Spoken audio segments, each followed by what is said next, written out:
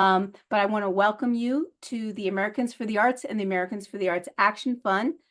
ArtsVote 2024, How to Get Out the Vote. It's a really big election year, presidential election year, congressional election year. 1/3 of senators are up. Many state and local elections happening, governors, state officials, mayors, important ballot initiatives happening around the country.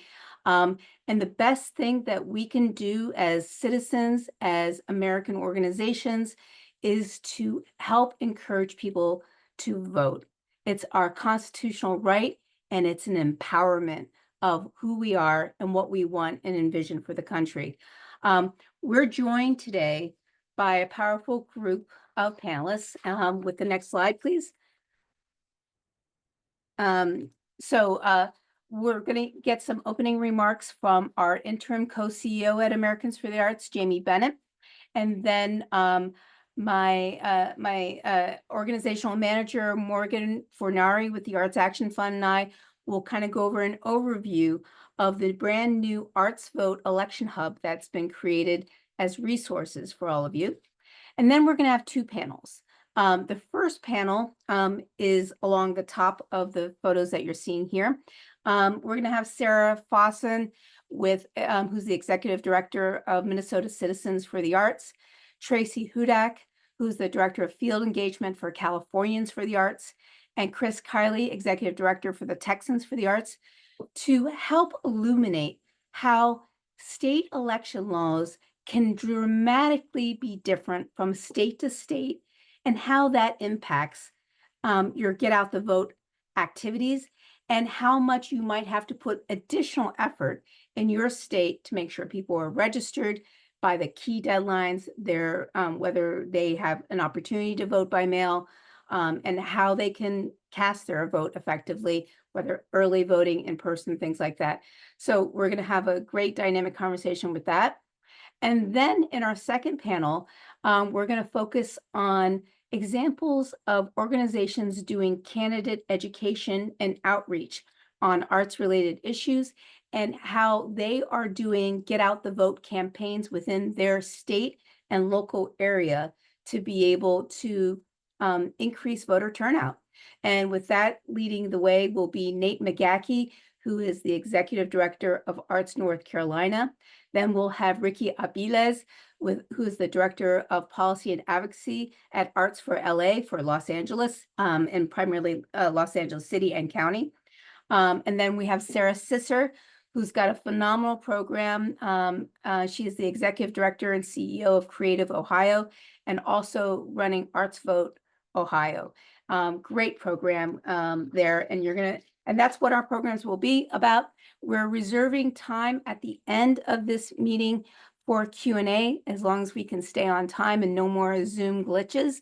And we'll be able to take your questions. And hopefully our program will go until about 4:15, 4:20 p.m. Eastern time. So it's scheduled as a 75-minute program. So this webinar is part of our year-round arts advocacy training at Americans for the Arts and the Arts Action Fund. And today is our fourth in the series this year. And the very last one that we'll be doing appropriately will be a post-election impact webinar. We haven't chosen the date yet because we believe that the election is going to be contested and it's going to take a while to determine what the final outcomes are going to be. So once we get closer to election day and the results of election day, we're going to pick a day in November that's convenient for everybody to be able to give you as much information as possible about the impact on the arts at the federal level, state and local levels across the country. So you're going to be anxious in seeing all these slides today, and I'm happy to say in the next slide, you'll be able to see that we have already posted all of these slides that you're going to be seeing today, and there are about 30 of them. And they're already posted on our website at theartsactionfund.org. And there you have the exact URL with ArtsVote 2024, How Get Out Vote webinar. And then if you have any questions about the webinar before, during, later, you can email Morgan Furnari, our manager, at mfurnari@artsusa.org. And then in terms of how you ask your questions today, on the next slide, you'll see that we have set up a Q&A box for you. We don't want you to post it in the chat. For us to look at it and answer questions for those last 15 minutes of today's webinar, we'd love you to use the Q&A box. And if someone has posted a question that's very similar to yours, I'd like you to upvote it, because that means it's going to go to the top of the heap of the questions that we answer first live on today's webinar. If we do not get to your question today, we'll know your email address associated with your question, and one of our Arts Action Fund staff will follow up with you to get your answer afterwards. And with that, I am going to ask Jamie Bennett, our interim co-CEO of Americans for the Arts, someone who I have known for many years, who's held many leadership positions. And I am so proud and happy that he's at the leadership helm with Susie Del Valle at Americans for the Arts. Jamie, please take it away. Excellent. Thanks so much, Nina. As Nina said, I'm Jamie Bennett, and I'm lucky enough to be the interim co-CEO of Americans for the Arts, and also serving on the board of the Arts Action Fund for the next little bit while AFTA is searching for its next permanent CEO. And really, I wanted to do sort of two quick things, which is one, thank Nat and Ricky and Tracy and Chris and both Sarahs for giving their time and sharing the extraordinary work they're doing. Sarah, I was just on an earlier webinar with grant makers in the arts where ArtsVote Ohio was being featured. So I'm especially eager to have a second chance to hear about that today. But then two, I really wanted to thank the 170 of you who've made time to be with us today. Each of you is an extraordinary advocate. It means so much for you to be here. And for the last 64 years, what AFTA has sort of worked to do is to make sure that every elected, every appointed, every career colleague across all three branches of the federal government understands that arts and culture are their constituents. Our community needs to be served by every part of the government, not just the cultural agencies. It's got to be the Department of Agriculture, the Department of the Interior, the Department of Defense, all of that. And in order to do that, we need to be in community with all of you, the advocates from around the country who work all day, every day alongside us, doing the important work in your communities. So really, I just wanted to be here to say thank you so much. Add my thanks to Nina and Morgan as well, and all of the colleagues at Americans for the Arts. And I really look forward to sitting back and learning with all of you for the next 75 minutes. Thanks so much. Thank you, Jamie. And I wanted to add that Jamie also got appointed to the board of directors to the Americans for the Arts Action Fund. So we were very lucky to have him. He's already brought a lot of great insight into what we're doing. Okay, so now we're going to begin talking about the ArtsVote program itself. And I'm going to ask Morgan Furnari to join me in presenting this section of the program. And what we're going to do is just kind of do an overview of some of the resources that have been created and are available to anyone listening in live now or later on, because this program will be archived and will be seen by thousands later. ArtsVote is a program that we actually began many years ago, but we began a specific section of it called Taking the Pledge in 2020. ArtsVote is something that we do on an every 2-year biennial basis in conjunction with the elections. In 2020, we were lucky enough in that big election year to have the very famous graphic artist Shepard Fairey, who designed the Hope poster for Obama and now has created a great poster for Kamala Harris and many other important political leaders, to help elevate the work we do with the 4 themes of creative freedom, creative economy, creative jobs, creative community. What he's also allowed us to do is, for those who agree to take the pledge, which Morgan is going to explain in a moment, is to be able to have access to use it and promote it on your own social media feeds. So I am going to ask Morgan to take it from here to talk about the ArtsVote pledge. Absolutely. So first, I'm going to start out with, hello, everyone. Thank you so much for being here. And this year, we've created our ArtsVote 2024 Election Resource Hub to house all of our federal election materials, tools, events, and more. And you can explore that at the URL on the screen, and it will be put in the chat as well. And so when you head to the ArtsVote 2024 Election Resource Hub, you'll see that the campaign is comprised of 3 main actions that are meant to empower voters nationwide to make sure their vote counts. And you can see them here on screen. But like Nina said, I'm going to talk about that first action, which is taking the ArtsVote pledge. So by taking this pledge, you're ensuring that you'll, 1, download your state voter fact sheet and follow the detailed steps to voting in your state. And we're going to take a deep dive about that really soon. The second part of the pledge is that you're voting as early as your state allows. And in doing this, you're making absolutely sure that your vote is counted on election day, which is just so incredibly important, as we all know. So once you finish taking the pledge, you'll gain access to those amazing Shepherd Ferry ArtsVote graphics that Nina was talking about. And we really encourage you to show that you're a part of this national movement to get out the vote for the arts by sharing these images on your websites, on your social media platforms. I even have mine actually in my email signature, and that helps to influence the networks to make sure that their vote counts as well. And then also, if you want to collaborate with us more directly, we invite you to become an ArtsVote State Voter Fact Sheet partner. And what I will do is I'll personally be the one customizing our ArtsVote materials for your specific organization. And this opportunity is available to state, regional, local, and national organizations who want to participate. And I think it's a great opportunity to get that visibility that you're part of our national movement as well. So you can see our list of current partners at the link on the screen. And my colleague is also putting a link to the Google sign-up form in the chat if you want to become a partner with us today. And so upon becoming a partner, I will add your logo to our ArtsVote webpage as pictured here on the screen. It will also be added to your state's voter fact sheet, which you can use on your website. So it's co-branded just for you.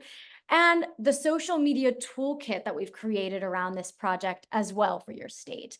And you're going to get to see that in action on the next slide. And I'm going to invite Nina back to take a deeper dive into our state voter fact sheet project. Thank you. So I want to point out that so here we're featuring Ohio. This is on the top right-hand corner is Creative Ohio's logo, organizational logo. And then they have a special campaign that they've modeled also after our ArtsVote called ArtsVote Ohio. And on the bottom right-hand corner, we add their logo. Now, what we have done with these voter fact sheets is the heart and soul of ArtsVote campaign. Here are the important things to know. If you are an individual, you can promote this as much as you want as an individual with the rights. If you're a nonprofit charity organization like a 501c3, this is educational work. Even though you are promoting people to vote in an election, you're not telling them who to vote for, what to vote for. You're telling them how to vote. And that is something your government promotes. And that is why in all of our research that we customized for every single state and 6 territories across the country, we only use governmental sites on describing all the rules and regulations for every single state. Now, you may think, are election rules really so different that they have to be different from state to state? And the answer is yes. While election day is chosen at the national level for a big national election, the rules of how you vote, what time of day, whether you can vote by mail, what their prerequisites are for voting, of who can and cannot vote. The Constitution that requires that you be at least 18, but there are nuances of when you're 18 and when you are registered to be 18. There are nuances about whether felons who have already spent their time in jail and now out of jail can still vote or not. It changes from state to state. And then in terms of deadlines for registering, whether you can register online or whether you have to fill out a form and mail it in. What date does it have to be done by? Can you still register to vote if you forget on the day of election in person? It changes dramatically from state to state. And then whether you can vote by mail. COVID changed a lot. A lot of states adopted being able to vote absentee, or what is also known as vote by mail. The difference is now that COVID is over, many states, and it depends on, whether that state wants to promote voting and enfranchise people to vote, or if they're kind of more like they're suspicious of voting and they want to disenfranchise voting, they make it harder. So an example could be in one state, you can vote by mail, but you don't even need an excuse. You just want the convenience of being able to vote by mail. In another state, you have very strict rules of when you can vote and whether you have to get a doctor's note or you have to prove that you're out of the state or something like that. And then in other states, it's just going to be automatically mailed to you if you're already registered. And we have 3 examples today of states that are going to showcase that. And the list goes on in terms of how things can be different from state to state. So this is a one-pager. It's been vetted by each of the state arts advocacy groups, and they've run it through even their state election boards. So all the work has been done, and state election rules do change from year to year. So it's been updated right through this election season. And what's nice is it's a one-pager that you can post on your website with your logo on it. Now, if you choose to be a partner, you can promote it through social media. And to the right of that one-pager fact sheet are examples of 6, there are 5, 6 across the board, and then 1 below, a total of 7 social media ads, 1 just promoting voting that will link to the one-pager, and then other steps that along the way that are unique and customized for the state are the election deadlines for registration, absentee request registration, ballot initiatives, early voting, and election day hours. So lots of great materials to work with. From there, I'm going to hand it to Morgan on now how to become a partner and quiet down my dogs. So like I said earlier, Tushar, I believe, has put the link in the chat. You can absolutely become a partner and you'll have access, and I will personally customize all of these materials for you. When Nina comes back, we're going to also talk about the DNC Arts platform. So at the link at the top of the screen here, you'll see that we were able to be, 1/4 of a part of creating a arts platform for the Democratic National Convention. So that's alongside Actors Equity. We've got AFL-CIO, Department of Professional Employees, and IATSE. So we were just one of those organizations. So Nina, if you want to continue on. So in addition to actually having the language that we worked on with the DNC, we didn't get what we wanted, everything, but we got some very powerful commitment language. The Arts Action Fund has been doing this every 4 years to influence both the Republican National Platform and the Democratic National Platform. We haven't been able to get anything for the last 12 years from the Republican platform, but we used to get great things from the Republican platform, but we do attempt to, but it hasn't worked out that way for the last 3 go-arounds. But what you should know is, in addition to the DNC platforms, you can read a very extensive 3-page document that the Arts Action Fund did with our colleagues at the various arts unions on actually a vision for the next 4 years that is very, I think, empowering and broad, that you can pull from, of examples of things that you might want to adopt at the local or the state level as well. Or if you're a national organization, join us in on that same platform too, because even though we didn't get in the Democratic platform, whoever transitions into Congress and the White House, we are going to still be lobbying for that bigger vision. Next slide, please.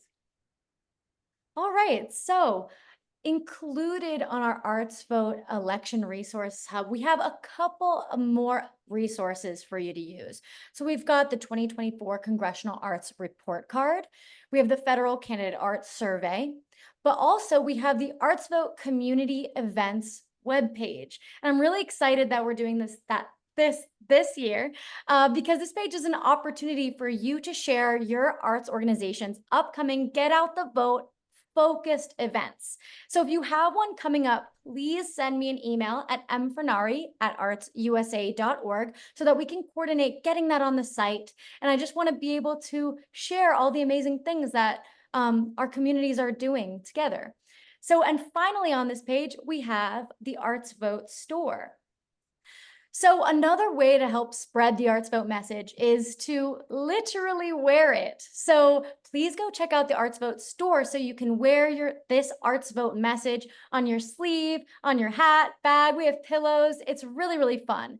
And some people might look at this and say, oh, why would I do that? And this is why. So as a primarily virtual campaign, we see this as an opportunity for you to, in person, be reminding people why they should vote about what they are passionate for. And so by wearing that t-shirt, going to the grocery store, you're going to trigger in someone's mind, oh my gosh, I need to remember to register to vote. And it's just as simple as that. You being able to wear that message proudly allows us to communicate it in a different way to people than just social media, email communications, websites. We're in person again. We want to make sure we're utilizing that. So that's why we want you to gear up at the link on the screen, shop ArtsVote. I've got my ArtsVote mug and I've got a hat coming for me. I'm so excited to wear it around my community as well. And so I'm going to take it to Nina again. Thank you. And in the end, what we're trying to do is we're asking all of you to become influencers. Influencers to get out the vote. Influencers to make it cool to vote. Influencers who have made a plan and a pledge to vote. Influencers who promote the fact that they've done it early so that you have time. The earlier you get your voting done, the more time you have to influence others around you, family, friends, work colleagues, people you're walking in the grocery store with and they catch the eye of the Shepherd Fairy artwork that you're using. Hey, that's cool. Of course it's cool because you're a voter and they should vote too. Okay, next slide, please. I thank you, Morgan. We'll see you in a little bit. And I'd like to ask our first panel of speakers to join me live on video, where we are going to now bring to life what these fact sheets are about. Earlier, I showed you Ohio. This is an example of Minnesota, where Sarah Fossen is going to talk about the uniqueness of how people vote in Minnesota.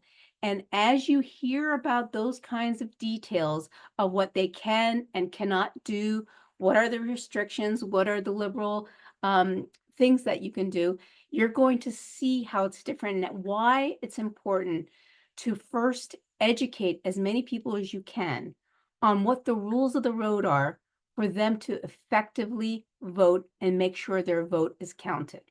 So let's take this sheet down and go with our panel and start with Sarah. Thank you for being here and tell us about the cool stuff happening in Minnesota and how people can vote.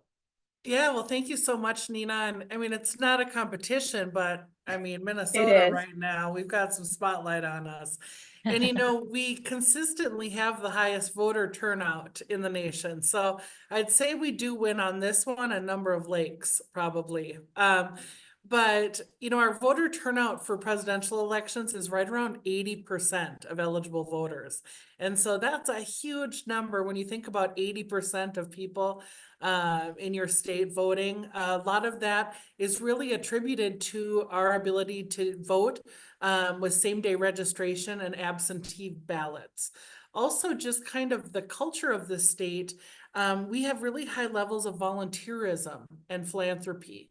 And so those are kind of some of the reasons why when you make it easy to vote, and when you also kind of develop that as kind of part of the culture of the state, you see that translated into that civic duty that you see in voting. And so again, that ease of voting really translates into our laws. And so when you think about, and if you take a chance to look at our voter sheet that we are so grateful that you put together. Some of the things that you'll see is that it's pretty easy to vote here. And we let a lot, we make it easy. For instance, you only have to be a resident for 20 days.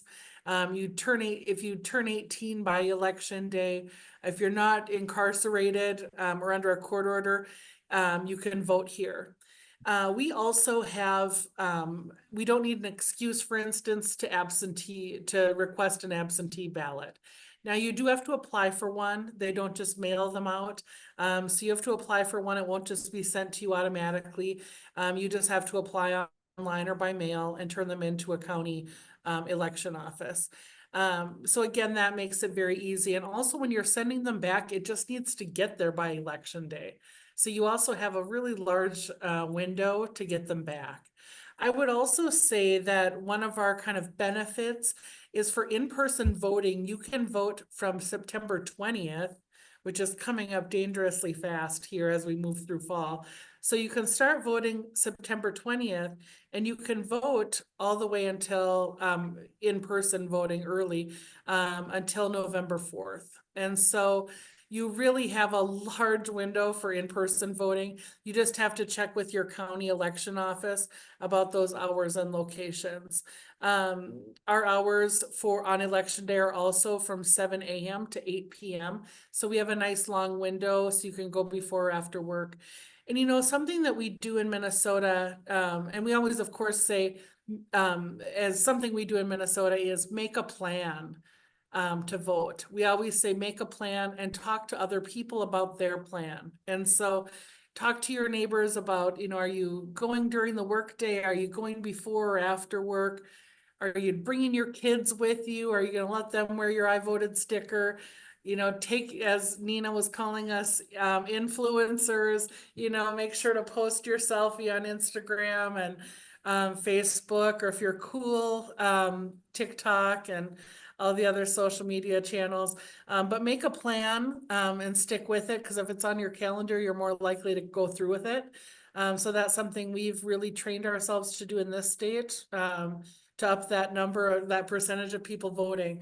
But as you can see in Minnesota, we really encourage voting, and part of that is making it really accessible and really easy. So I think that's, again, those are kind of our highlights for why it's so easy to vote. Sarah, you made a point of something, and that we make a very important highlight in each one of these dates of deadlines is the difference between something being postmarked and received by. Yeah. And in Minnesota, you said that it has to be received by or postmarked for them to make their deadlines. Yep. So our absentee ballot, for instance, has to be received by election day. So I wouldn't risk it. We always say I'd be safe and make sure that you get it in early, so I would plan for it. But in other words, if you were to mail it on November 2nd, it's no guarantee that it will be received by November 5th. Yes. And something that we all have, many of our states that we kind of learned through this process of working with you, is that many of us have ballot tracker. And that's a really cool way of tracking where your ballot is. And so if you are someone like me and you might be traveling during the election, you can always track where your ballot is if you do an absentee ballot, and you can track where it is. But again, if you do have to cast an absentee ballot, do it early. Most likely who you're going to vote for, especially by now, and especially in a really polarized year, in a polarized world, who you're going to vote for. Just do it early and get it done. Yeah. And then you can always use that ballot tracker resource to figure out exactly where it's at. Great. Thank you, Sarah. And I want to remind the audience that you can post your questions in the Q&A. Our speakers will be sticking around to be able to answer questions, and maybe we can even ask her something about Tim Walz. Ooh. Okay, I'm gonna next go to Tracy Hudak with Californians for the Arts, who's a former US Senator from California, is now running for president with Kamala Harris. But let's talk about the election rules in California. You heard a little bit of what is happening in Minnesota. Tell us what's unique in California. Great. Thank you, Nina. And thank you so much for this whole conversation because it's been so educational for me and also illuminates a point of advocacy for arts advocates in terms of election law in your county and in your state. So thank you so much for the opportunity. There's a couple of things about California that are unique. We've got some distinctions in our eligibility factors, similar to Minnesota. Folks who have been convicted of a felony and are serving cannot vote. But for our state, it's a state or a federal felony.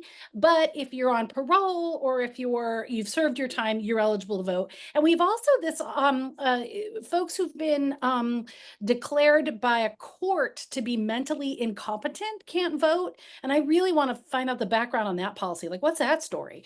So, but one of the unique things about California is that everyone receives a vote by mail ballot, absentee voting for everyone. I think we're one of 8 states that have this. This was first used in the 2020 during COVID in that presidential election. And what was interesting in previous presidential elections, 2008, 2012, 2016, our voter participation, the number of people who are registered who actually voted hovered between 55 and 59%. In 2020, we saw 71% of voter, a huge jump. And so in 2021, that was signed into law as a universal vote by mail process for the state. And as I understand it, Tracy, the key here is you only get the ballot mailed to you if you're already registered. That's right. Yeah, thanks for flagging that. Yeah, you have to be registered. And right. And our voter registration deadline is October 21st. And you can register, you have to submit online on or before that date, postmarked on or before that date, or register in person on or before that date. But the ballots start coming out on around October 7th. So we're really encouraging people, check your registration, register early, get your ballot in, and tell the story, make visible your voting so that we remind each other and celebrate each other, et cetera. California also has a California Voters' Choice Act, and this was passed in 2016 to modernize and expand voting options across the state. And what it is it's since voting is really implemented, the actual mechanics of it on a county level, it's a counties have a plan that they have to renew every 4 years for how they increase convenience and flexibility for voters. So, for example, we have early in-person voting, not nearly as cool and extensive as Minnesota, but essentially the week before. It's a Saturday, October 26th through Friday, November 1st for in-person voting. Voters can cast a ballot in any vote center in their county as opposed to a designated polling place. So you've got the flexibility to vote within throughout your county, and that the counties also have to provide one vote center for every 50,000 people. The counties that are included in that are eligible for the Voters' Choice Act. And counties also have to provide secure ballot drop-off locations throughout the county as well. And currently 29 of California's 58 counties participate. I don't know the story about why they're not all participating. I don't know more about that, but I thought that was kind of interesting. And then we also have a ballot tracking feature as well. Voters can sign up at Ballot Tracks, TRAX, and that'll let you know when your ballot's been mailed to you, let's see, when it's been received and when it's been counted. And you can have that notified via email or text. And yeah, those are some of the factors in California elections. That's great. And just as we move on to our third speaker, I just want to build on the comparisons. So in Minnesota, everybody has to, in all states, you have to register to vote. The question is, are there deadlines? And if you miss the deadline, can you at least do it on the day of election? And in both Minnesota and California, it's true, you can do it. The difference is if you want to vote by mail in Minnesota, you have to request it, but you don't need an excuse. In California, you don't have to request it. It's going to automatically be sent to you. And you have a choice of whether you want to mail that response back, or if you want to come in person to a voting center and vote in person or drop it off at a mailbox. A lot more options there is really some of the key things. To see another side of an eye-opening state of how they do things, we've invited Chris Kiley to tell us how things work in Texas. Yes, thank you, Nina, and I'm happy to be here. I will say I've got pretty extensive notes in front of me because, in fact, Texas has one of the most complex systems for registering to vote through election day. So as I talk through it, I'm going to talk through a little bit of our registration process, and then I'm going to talk through a little bit of our mail by vote process, and then a little bit about how we actually vote. So all of this information is available at votetexas.gov. It's powered by our Secretary of State. So if any Texans are on the call and you're curious, it's all there for you. Our registration deadline to vote in Texas is early. It's October the 7th. And you have to you have to postmark it by October the 7th, not received by. It's a little bit different when we get to vote by mail.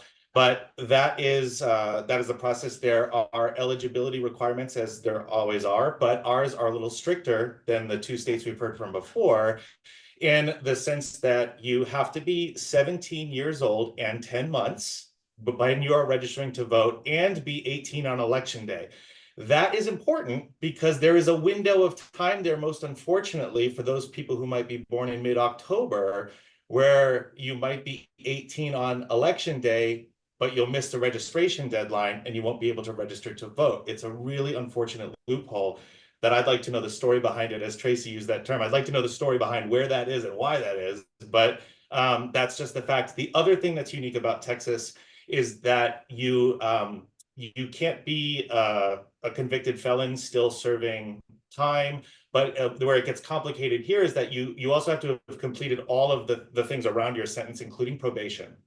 So if you are on probation and still serving time, you are not eligible to vote. So registering is a little bit trickier. Now, as far as our mail, I guess some call it absentee. Here in Texas, we call it vote by mail. You have to request it first off, and that deadline is that it has to be received by your county that you live in, your election clerk. It has to be received by October the 25th. That is also, to me, it's a little tricky, right? So we tell our people, don't wait till October 25th, because if they're going to send you a ballot, that only leaves you about 11 days until election day, and you have to have the absentee ballot in by 7 o'clock on election day. So we encourage everybody, if you are going to vote absentee or vote by mail, get that request in early, because you never know how long it's going to take to get it, to process it, to put your ballot in the mail. The other important thing to note in Texas is that there are restrictions about who can vote by mail. It is not everybody. You have to meet a criteria, and that criteria is you have to be, if you're 65 years or older and you have a difficulty getting to a polling place, they'll offer you a vote by mail option. If you're expected to give birth within 3 weeks of election day, you can request one. I'm not sure how you would prove that, but that is, I mean, I guess maybe they want to see the ultrasounds or something. I don't know. But yeah, if you're an expectant mother, they'll do that. If you're sick or disabled and you can offer them some, I don't know, some documentation about that, they'll also do it. If you're confined in jail but not convicted, you can request a ballot. So you can vote if you are awaiting a trial or something and you might be confined and unable to get to a polling place. You can still vote until you're convicted of a crime. And then if you're obviously out of the country or know you're going to be out of the country or county that you're living in, you can do that. The other thing that gets a little tricky, and this is really important for people who might be traveling overseas for work for long periods of time, is that they will mail your ballot generally only to the address that you live at, that you are registered to vote at, which is another important reason to keep your voter registration updated, because if you were to request a vote by mail application and you don't have the correct address or you've moved, they're going to mail your ballot to where you may not live anymore. And so that's just important things to keep in mind. The other thing, I'm not sure how the other states do this. We didn't talk about it, but here you have a specific county election clerk. So every Texan may not be mailing, and well, they're not. There's hundreds of different election clerks that you need to make sure you know who yours is in your county and send it to the right place. So those are some of the complexities about our voting by mail, our mail system. And then lastly, our actual sort of voting process. In one way, Texas was a really sort of vanguard for the early voting. We've had early voting in Texas since the 1980s, and we do it for 11 days. So for us, it will start on October 21st, and then it will end on November 1st, 4 days before the election as dictated by the law. There are fewer early voting locations than there are locations on election day. So it's really important to also know, it happens to me, the voting place that I vote at generally is not an early voting location anymore. So I always try to make my plan, as Sarah said, make that plan. No, there's a whole list of where you can go, but make sure you show up and there's someone there to take your ballot if you're gonna do that early voting. And then as far as the polling places go, I think you all mentioned that some of your polling places stay open until 8 o'clock. Unfortunately, in Texas, they close at 7, which does create a tighter timeline for people who have to work. So what we do in Texas, when we're encouraging people to register and get out there and vote, is to take advantage of early voting. Because if you have a job and it's difficult to get there on election day, they do have early voting is available to you on Saturday and Sunday in that 11-day window. So you can vote on the weekend, which is nice. And that's good. But all of that to say, with the complexities of our system here in Texas, I'm so jealous of the two previous speakers. We actually only have about a 46% voter turnout. We are one of the lowest in the country. And again, a lot of that does just have to do with there's a lot of boxes you have to check. So we just encourage everybody, do pay attention, make sure you are following all of the rules.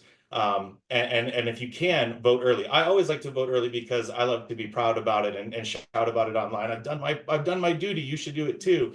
But that's kind of how Texas is drastically different from maybe the other two cases that we've heard. There's all those sort of very nuanced rules that have to be followed and eligibility requirements. It is not a forlorn conclusion that you can vote by mail. In fact, there are, again, very strict requirements around that. So that's kind of what we're doing in Texas. Thank you so much, Chris, and thank you also Sarah and Tracy. I hope you'll stay with us for the Q&A. What I want to assure the audience members is when you download your state voter fact sheet, there are so many good links that are customized for your state on checking whether you're registered with the correct address and how you can change it, all the unique deadlines, links to polling places during early voting, links to polling places during election day. Also, there are links on if you are someone with special needs, what are the services that the state affords? If you are someone actively in the military, what are the services that they afford and unique deadlines? Unique to every state, all on the one-pagers. So take advantage of that. Okay, we're going to move on to our next panel. Thank you again. And I'd like to invite Nate, Ricky, and Sarah Sisser to join me for this panel. And what we're going to focus on this panel are examples of states and local areas of how they're taking this kind of information and doing two things with them, and not necessarily both, but one or two or even more things. And that is what kinds of programs, events, campaigns, online, social media are they doing to encourage getting out the vote with their own unique campaigns? This is like a starter set, what we're giving, but these folks are taking it to the next level. A second thing is many are getting involved in candidate forums, candidate questionnaires. I already peeked and saw that there was a Q&A question on, I'm a 501c3 organization, and I want to make sure I stay within the rules of what I can do. I can assure you the things that we're going to talk about today are things that a C3 can do. These are all educational efforts, but there are nuances, and our speakers on this panel are going to address some of that. And I'm going to start with Nate McGaha with Arts North Carolina. Welcome, Nate. Hey everybody, Nina, thank you so much for having me. I'm Nate McGaha. I use he, him pronouns. I'm a white middle-aged bald man wearing glasses and a blue dress shirt. Using a digital background with a graphic featuring people holding signs with We Vote Arts and ArtsVote logos. ArtsVote has been a wonderful resource for us, so thank you so much, Nina and Morgan, for putting that together. And today I'm coming to you from the unceded lands of the Lumbee, Tuscarora, and Catawba people that is now known as Apex, North Carolina. And now I am going to try and share my screen and get things on the road. Excellent. So, you know, our program at Arts North Carolina is We Vote Arts, and it is a program that is really focused on not just engaging voters and turning out the vote, but really engaging nonprofits to engage both voters and candidates. And this is something that 501c3 nonprofits can do. We talked a lot about how you can engage voters, and I'll talk a little bit more about that. But 501c3 can engage candidates, but they have to do it in very certain ways. And I'll talk a little bit more about that as well.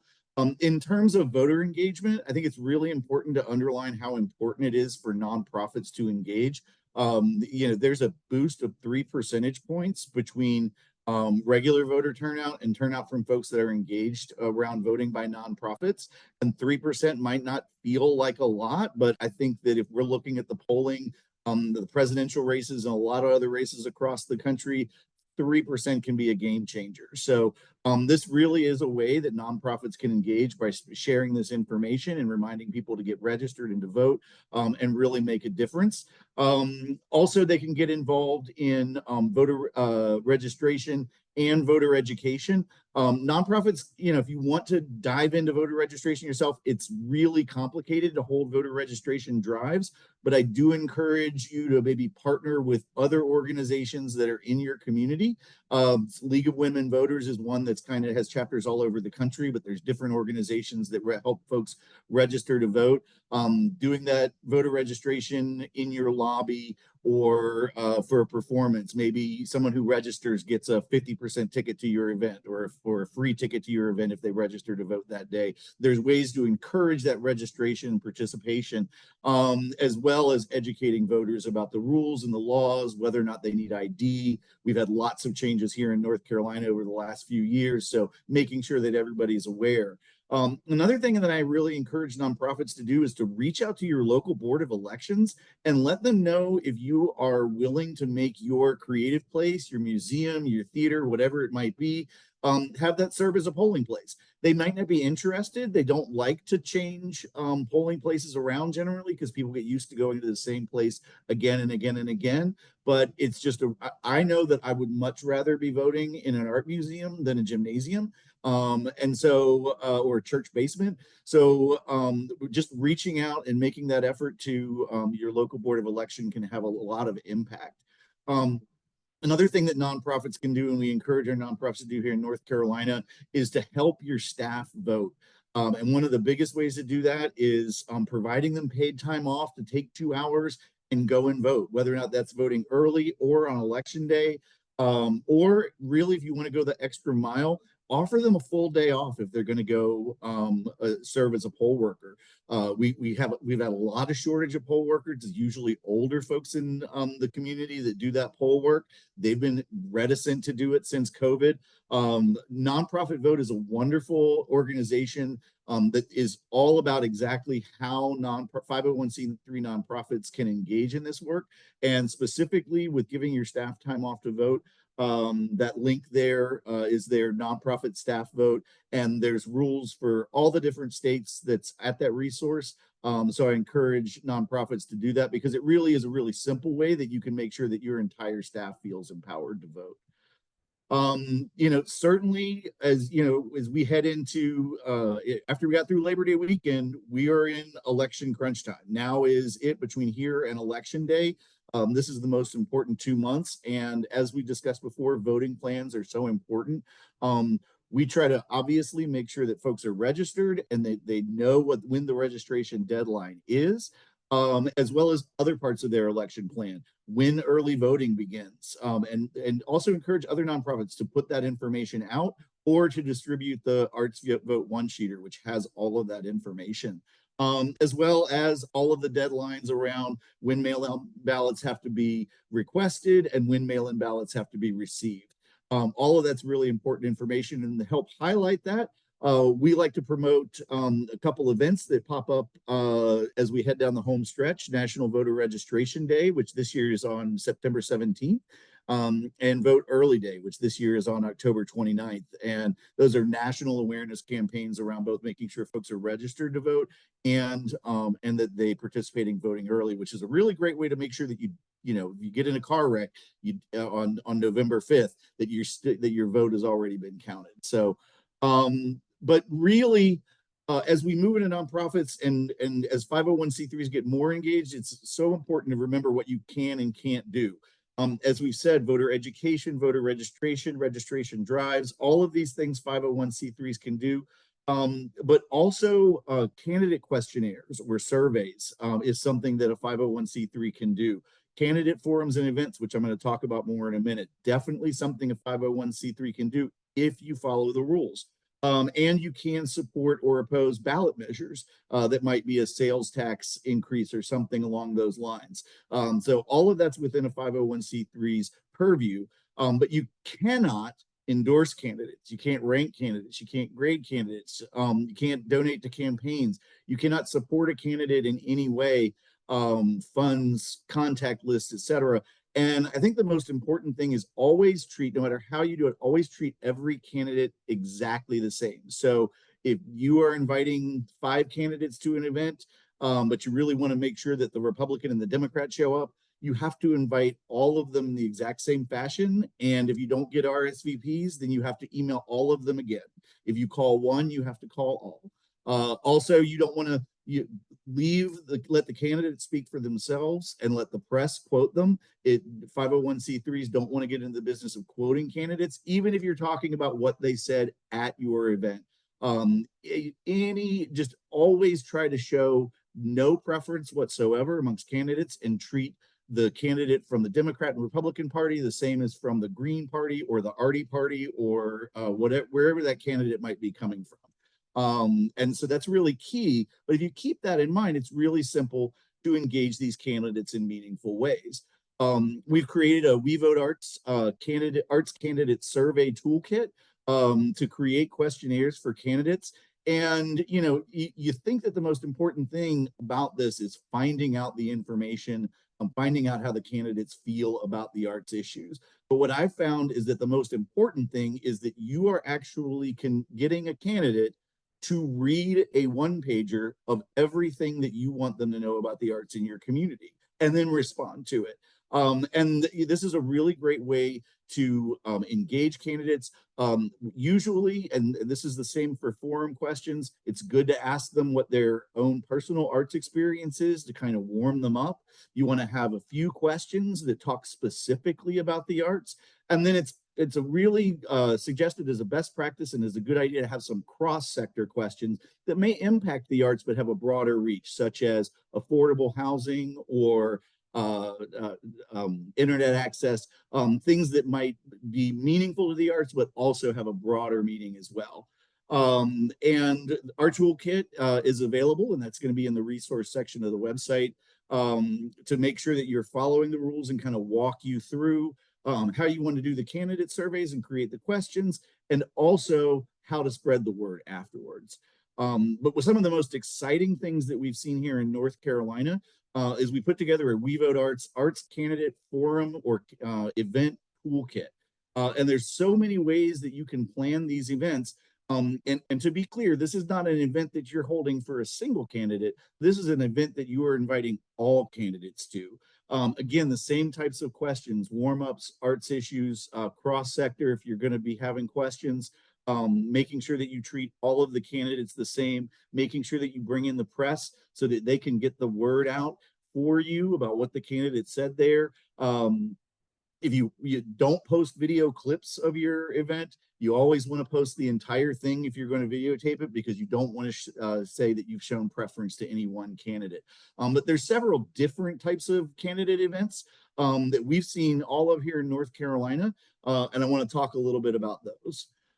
If you like to keep it simple, I know as someone who's been running arts nonprofits for a long time, wine and cheese events are things that we could do with our eyes closed, right? Like, this is something that we are really good at, and you can do that by engaging the candidate. Raleigh was, I think, the first one here in North Carolina, did an event like this in 2019. It's really simple. You can do a 5 to 10 minute presentation about the impact of the arts in your community. In this particular instance, there was all the candidates for mayor and city council came out. They all just had a chance to introduce themselves and maybe say a few words about the arts or whatever they wanted to. And then they just mixed and mingled in an art museum with some wine and cheese, and had a chance to engage with board members and directors and staff and artists and everybody that came out to this event. And it really helped to educate the city council and the mayor in the end, at the end of that election. So meet and greets are a really great way to do that if you don't want to get into the level of a forum debate type deal. Wilmington was the next one back in 2020 to come out of the gate, and still to this day is doing candidate forums. I call Wilmington, particularly what they did in 2020, the 1-2 punch, because they held a county commission during the primary, held a forum during the primary, so that all 15 of the candidates that were going for county commission came out. And a lot of times, particularly once everybody knows who's going to win in your county, once it's down to a Republican and a Democrat, you can get more people to come out during that primary. The other great thing about a primary is that just also happened to be when New Hanover County, which is where Wilmington is, was writing the budget. So right after this, they were putting out a budget and increased the budget for the Arts Council by 350% before they even got to the second forum. But then again, the county commission candidates came back for a second forum, and then added to that were races for North Carolina House and North Carolina Senate. And then, of course, that was 2020, so that was done online. And our toolkit also provides some tips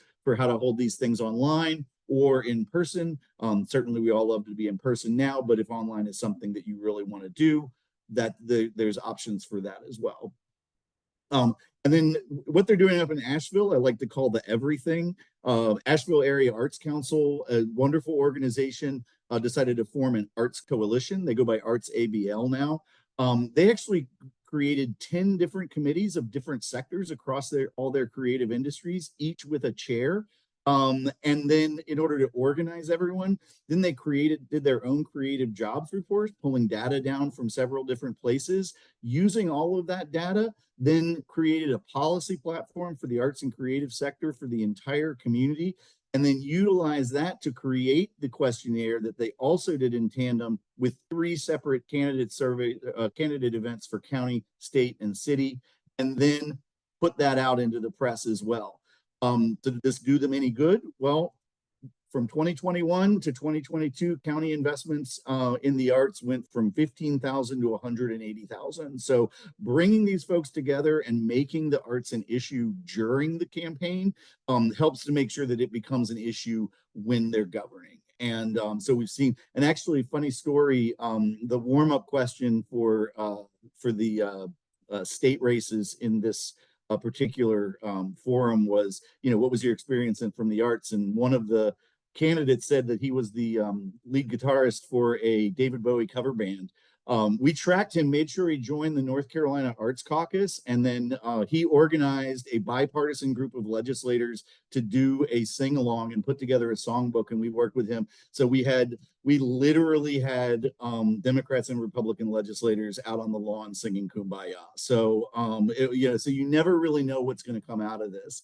A lot of the feedback I get from the rural areas of my state is, and I will also say that Asheville, before I move on, now this year is partnering with a broader group of nonprofits covering more topic areas, but that's also going to expand their reach. So partnering with other nonprofits to do these events can help to reach more folks as well. But like I was gonna say, folks always come to me and it's like, Nate, I'm in a rural area. We can't do these candidate events. That's for big cities like Asheville and Wilmington.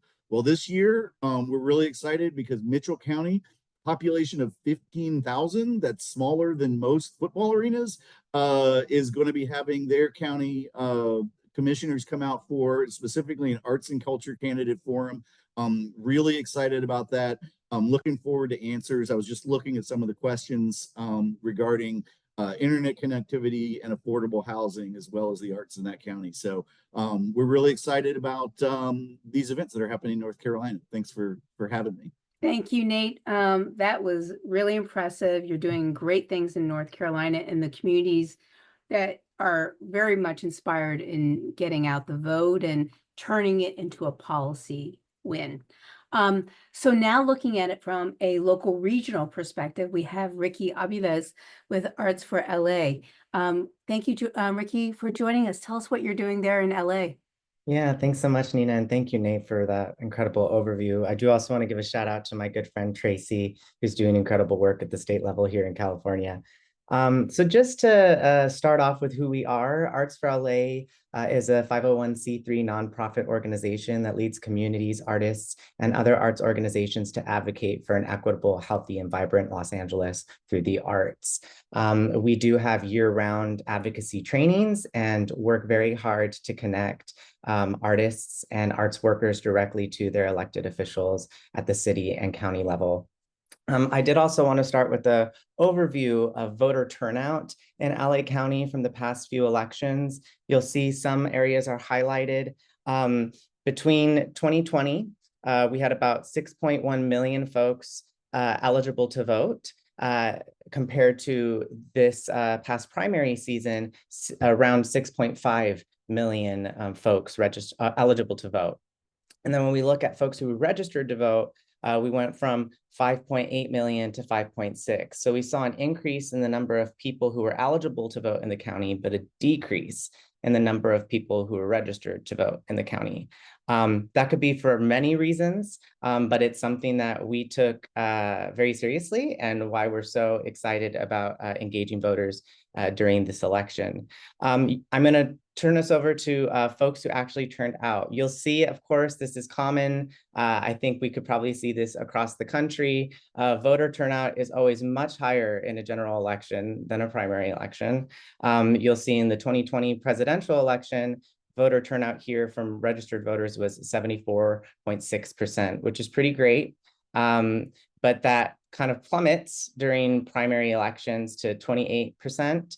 And during the 2022 general election, it was 43.9%. Why? It wasn't a presidential election. And so one of the goals of Arts for LA is to encourage folks to show up despite the type of election folks are participating in.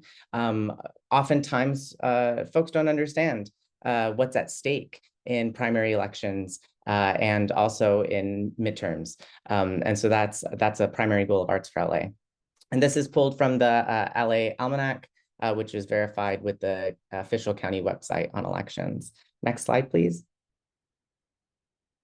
And so what do we do to engage voters? This honestly depends on the type of election and then also what's feasible as a 501c3. Nate went into detail very well.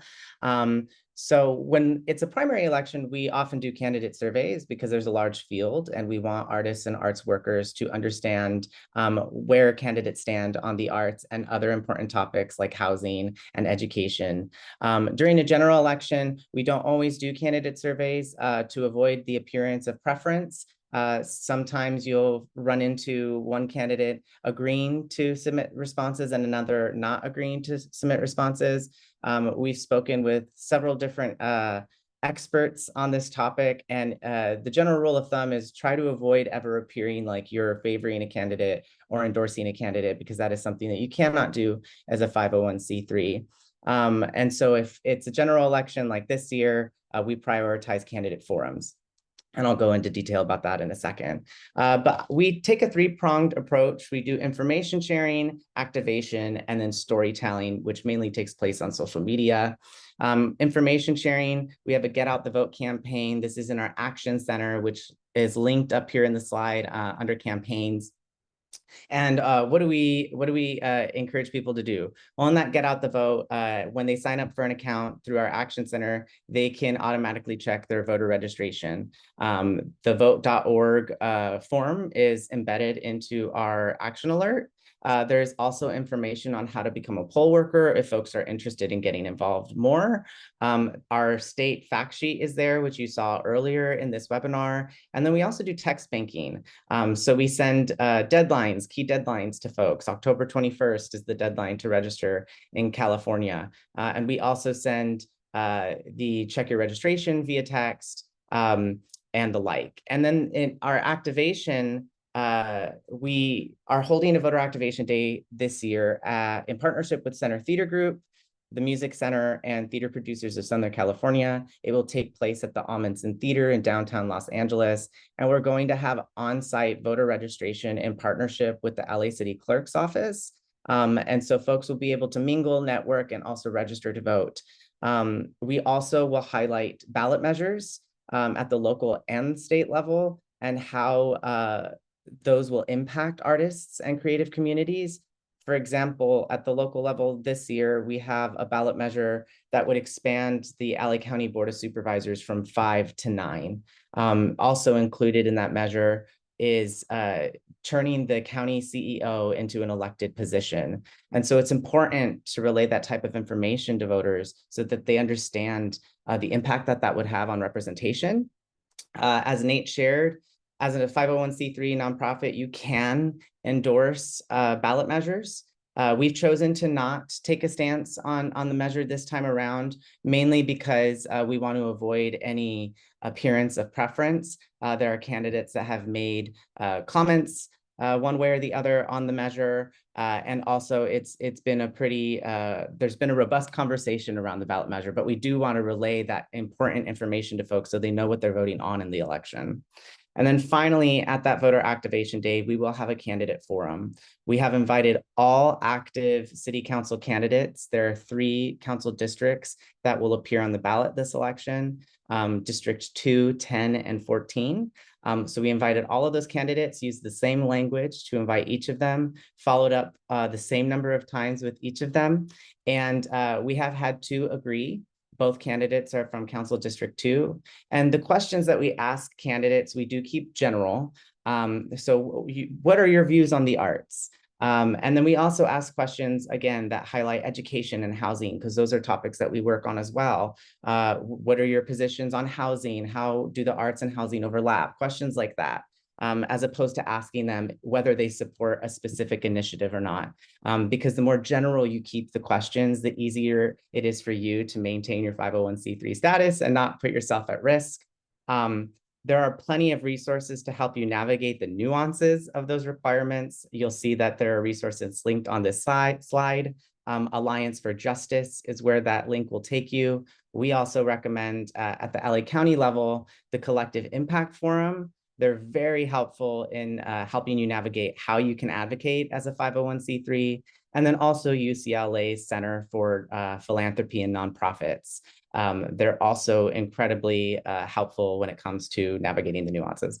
And then the last prong is our storytelling. As I said, this mainly takes place on social media. In the past, we've done grassroots door-to-door knocking and making sure people are registered to vote. This year, we're going to prioritize interviews with voters and asking them, why do you vote? Having them tell their stories and why voting matters to them, and then sharing that on social media. Also emphasizing the impact of voting in elections as an artist or arts worker. A prime example in California is Prop 28, which passed in 2022 with 68% of the vote. And this was California voters deciding that they wanted to put their dollars, their taxpayer dollars, towards arts education in K-12 schools. And so now every single school in California is getting money to supplement arts education programs and hire arts teachers in their schools. So that is the difference. It means the difference between your kid having an arts education and not if you show up to vote. And so those are the campaigns that we do at Arts for LA. And thank you again, Nina, for having us. This has been really fantastic. Thank you so much, Ricky. And our last speaker is going to be Sarah Sisser. And before Sarah, I ask you to speak, I'd just like all of our previous speakers to look at the Q&A section to see if you can answer those questions. Because we are running a little late, we're probably going to end with Sarah, but you have all the time you need, Sarah. Please go ahead because the ArtsVote Ohio campaign is phenomenal. Thank you so much, Nina. Thank you, everyone. I've learned a lot today and appreciate the opportunity to share more with you about this campaign. I've elected to have Morgan pull up the site and just kind of navigate along with me, but I would encourage you all to visit the site and take a look around. It is quite a comprehensive resource at this point, so artsvoteohio.org. And I'd just like to share with you a little bit about how we got to this point. So I think like many states on this call, we were inspired really by Nina's efforts, the efforts at the national level and the ArtsVote movement. So ArtsVote Ohio was actually initiated as something of a passion project by our largest local arts agency in the state of Ohio, the Greater Columbus Arts Council. And for a couple of years, they had the domain, the URL of artsvoteohio.org, but they were primarily just resharing the materials that Nina and her team have created on the national level platform. GCAC, the Greater Columbus Arts Council, came to my organization, Creative Ohio, which is the principal arts advocacy organization in the state, late last year, and asked if we would like to team up to really try to make this a statewide effort. So at Creative Ohio, our greatest resource is our vast network. We're membership-based, like most arts advocacy organizations, and so we have great connectivity with the vast majority, particularly of the larger arts organizations in the state of Ohio. So we were really eager to take part in this effort for several reasons. Firstly, at Creative Ohio, one of my primary initiatives is to raise the bar in terms of the legislative literacy and advocacy literacy of the creative sector in Ohio, and to raise the bar in terms of engagement in the democratic process with the creative sector in Ohio. And we know that at the entry level, at the foundation level of democratic engagement, that looks like voting. And so being a part of this Get Out the Vote initiative directed at the creative sector was really important for us. If you look here on the homepage, and actually I'll have Morgan just kind of scroll down a little bit, one of the resources you'll see right on the homepage is an infographic that we've created that shows sort of how to follow the money in terms of arts funding. Keep going just a little bit, Morgan, keep going down. Right there, that red bar, right there. And so if you, again, later, if you want to check this out, you know, I've been in arts administration and cultural, managed a cultural institution for 10 years prior to coming to Creative Ohio, and it took me the better part of 10 years to figure this information out. But this speaks to the fact that, yes, we want to get out the vote, but going forward, we intend to use this platform as an educational platform for the creative sector to teach them how to become more involved in this process. And one of the things that's so fundamental that they understand is how the public funding works for arts and culture. So again, I would encourage you to take a look at this after.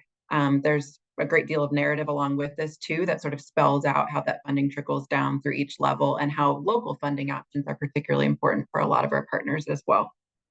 On the site, of course, we do have a deal of information about how to vote. We've covered that a lot today, the nuanced differences in the different states. And Ohio, unfortunately, now has some of the more restrictive voter laws in the country, and we're seeing a lot of changes as we lead up to the election too. So we're making sure we keep people apprised of those changes.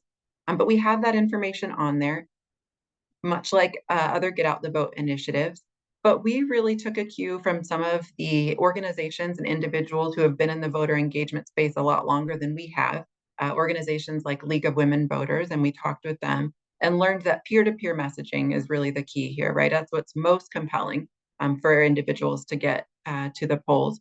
And so what better way to do that than to really use the voices and the artwork of Ohio creatives, of Ohio artists, to compel other creatives to get to the poll. So in addition to our typical, how to vote in Ohio information, what we're so excited about are the different ways for creatives to get involved. Morgan, if you want to go to that drop-down menu and share their artwork and share their voices. So we have sort of had an open call for several months for artwork that doesn't have to be overtly themed around voting, but generally themed around voting, engagement, civic engagement, democracy. And we've collected over 40 pieces of art from 27 artists throughout the state of Ohio. We have, because we have great partnership with the Greater Columbus Arts Council, we're actually able to pay each one of those artists a small stipend, and their artwork is available for download and can be shared by anybody who visits the site. So we're using the artwork itself to share the message.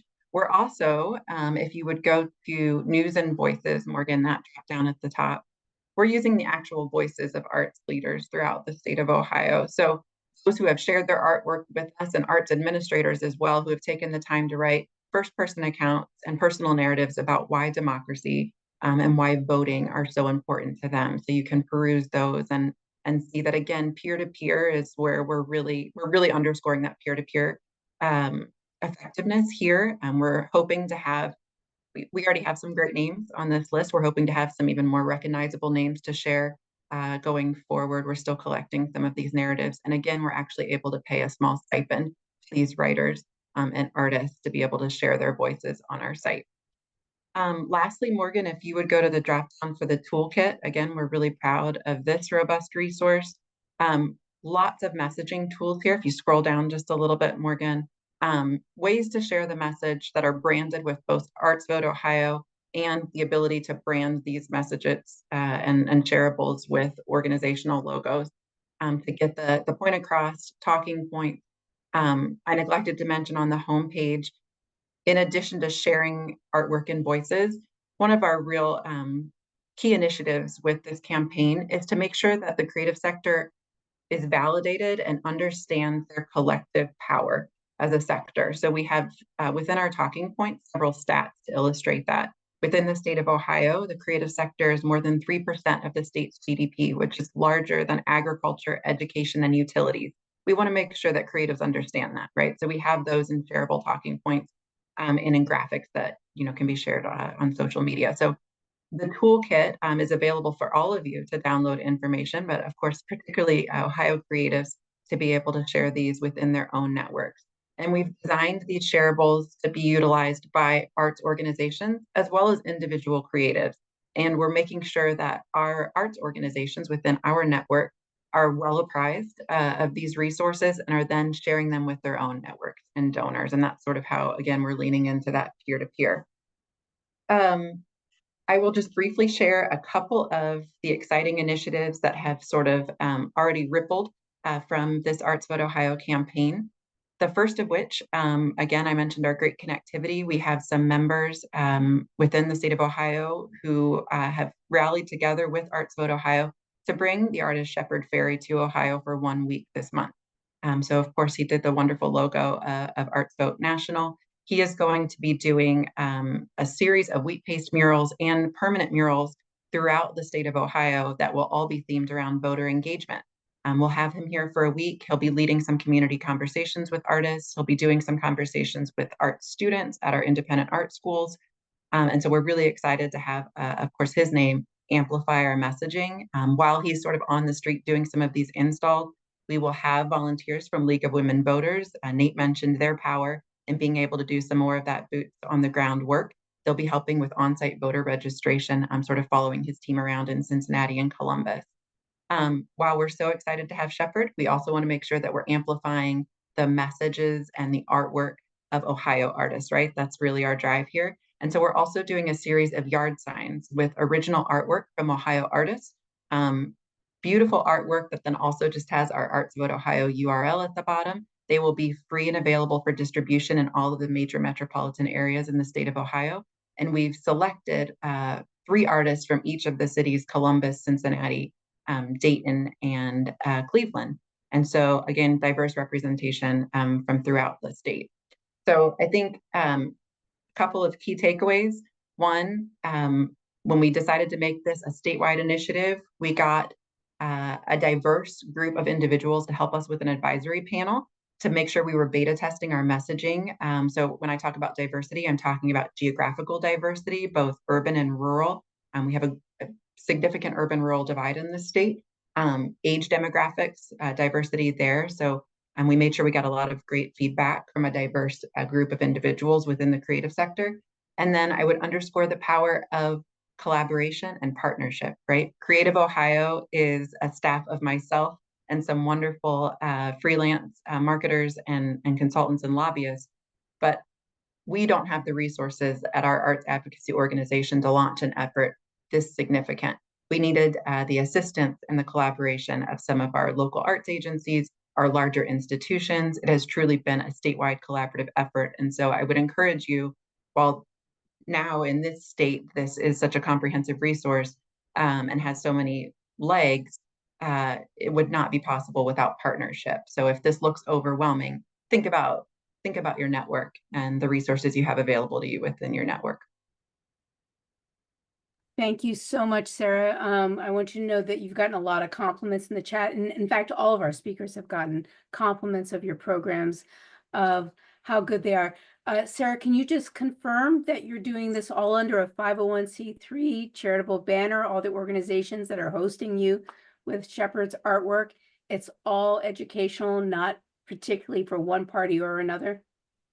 Correct. So Creative Ohio, we have the benefit of having both a 501c4 and a 501c3. And so I, at Creative Ohio, have a little bit more flexibility, but all of my collaborators are 501c3s and want to be reassured that the work that we're doing is bipartisan, is nonpartisan, right? And also we want to make sure that we're underscoring the idea that arts funding is not a partisan issue in Ohio. We've received great bipartisan support at the state level for arts funding. So we are absolutely keeping this campaign very much nonpartisan. Thank you. Nate, a question just popped up for you.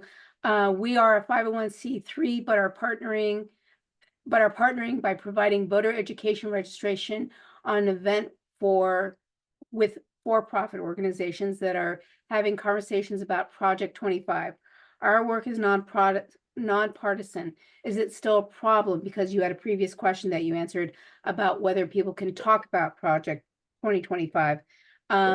If we're not is it a problem for this C3 if they're not engaged in that portion of the conversation, but they're part of the larger program? Well, that's a good question. I would say, I mean, my advice is always, if you're questioning it, it's probably better to avoid the appearance of connecting to that. Yeah. Project 2025 is obviously a very partisan document. Educating about it could be considered biased depending on who you're talking to. So I would say that to stay away from it, even if maybe the legal leads got you out of it. I would agree too. And I'll give you another example of partnership on specific areas and something that could go bigger. So with ArtsVote, first of all, the Arts Action Fund is a 501c4. Americans for the Arts is a 501c3. The Arts Action Fund can do more political things because it's a C4 than the AFTA can. But the programs that we provide that we want to engage you with, if we're offering a partnership, it's all C3 eligible that will not cross the boundary. So an example is the partnership that we offer today is only limited to the state voter fact sheets, to become a partner on our state ArtsVote state voter fact sheets. But ArtsVote has elements like the Congressional Arts Report Card and other kinds of things that we do, our Political Action Committee, that is electoral. And we're not asking you to partner on just ArtsVote, but specifically on the state voter fact sheets. That keeps everybody's legal status nice and clean and squeaky with no problems. And then if I could ask Chris Riley Kiley to come back, there's a question there for you, Chris, in Texas. If I don't know if you'll be able to answer this, I'm going to modify the way the question was asked. Since Kamala Harris has been visiting Texas, has there been an uptick in Latino, Latinx voting? And I'm going to say registration because you don't know if it's had an effect on voting yet. I think as far as that goes, I think it's hard to tell. I don't know that we've seen any the sort of registration updates since she has entered the race. I don't want to speak, anecdotally, but I do know that there has been an uptick in overall voter registration, but I don't know the demographics. And then another question that is that became political 4 years ago is, do you still have drop boxes, or has the number changed? What politically is going on with drop boxes? There were famous things happening in Houston last time. Yes, there has been a reduction in the locations for those drop boxes. And it's proven challenging, not just for places like Houston, where you saw, 7 or 8 of them disappear, but also some of the more rural communities where if there's the 1 or 2 that are gone, it becomes more difficult. So that is something that we're dealing with in Texas. And I guess I'll leave it there. Great. There are fewer. I'm going to throw my last question to Sarah Fossen. And Tim Walsh came to the national stage out of nowhere. I knew about him because he was a congressman. I knew how great he was on arts issues in terms of his congressional arts record. Tell us what he's like as a governor. Let people get to know him in terms of what he's done in Ohio. Pardon me, in Minnesota. Yeah, everyone now is kind of learning of him as the Midwest dad, America's dad. The guy is going to kick the tires on your car and make sure that you are cleaning your gutters at your house. But as a governor here and as a congressman, he has been supportive of the arts. He is the guy that you're seeing now. He is approachable. He is easy to work with, as you're seeing now. What you see is kind of what you get. And so we've had an easy time working with him and Gwen Walls, who you'll see a lot of. His wife. You're seeing his wife. And his kids are great. You'll also probably see more of Peggy Flanagan, his lieutenant governor, who they're starting to also show quite a bit of. She's a very active lieutenant governor. And so we've always been fortunate in Minnesota. And so we always knew this. We might have been a flyover state for a lot of people, but we always knew how good we had it here. But I think what you'll see from Governor Walz is someone who really cares about the arts. He and his wife actually met over the arts. She was putting together a school play, and he was a football coach who had a crush on her. And so he was helping out around a school play and bringing in the couch from home and the screen door from his own house. And so there's a whole lot of interesting art stories embedded in there. She had And on a big way, he's protected your constitutional amendment to give funding to the arts and not water it down. I want to thank you all for being here today. I have to wrap up at 4:30. If you could just show the last slide, Morgan, reminding people of where they can find all these slides that we showed today are already up on our website. And then within a few days, early next week, the YouTube video for this webinar will also be up on the website for the Arts Action Fund, all available here. And you can always ask questions to Morgan. I want to thank you all, and I want to thank you for getting out the vote. It makes a difference on both policy matters and in constitutional issues and our own individual rights. Thank you all. Bye.